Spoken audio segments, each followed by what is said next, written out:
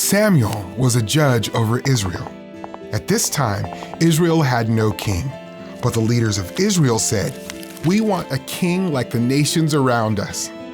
Samuel wasn't sure how to respond, so he prayed to God.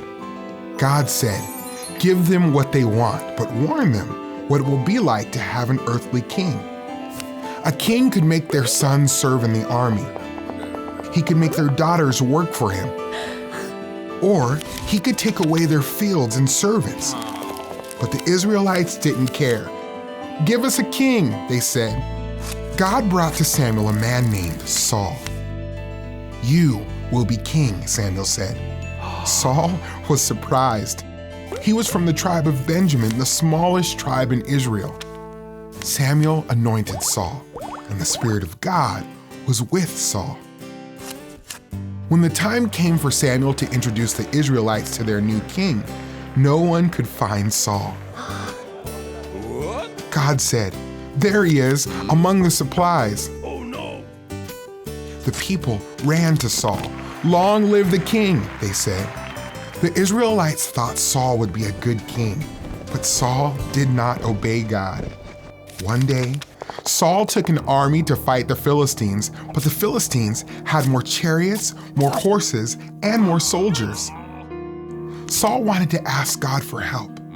Maybe if he made an offering to God, they would win the battle.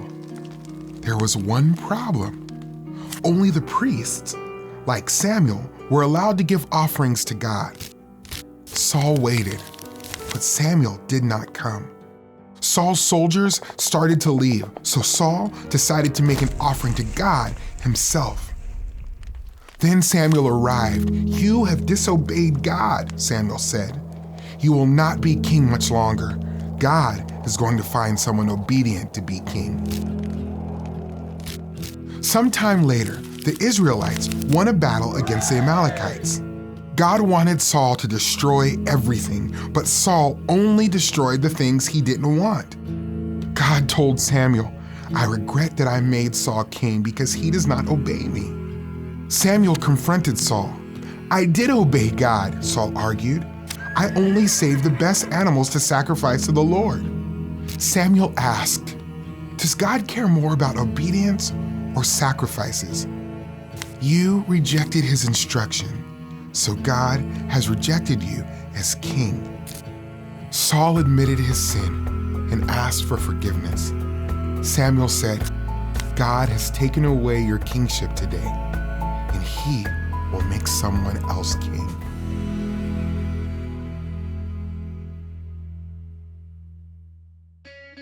God intended for a heavenly king to rule over Israel, but the Israelites did not trust God's plan and wanted a king like the nations around them. God gave them a king, but Saul did not obey God. God had a plan to send his son, Jesus. King Jesus trusted and obeyed God perfectly and died so sinners could be forgiven and accepted.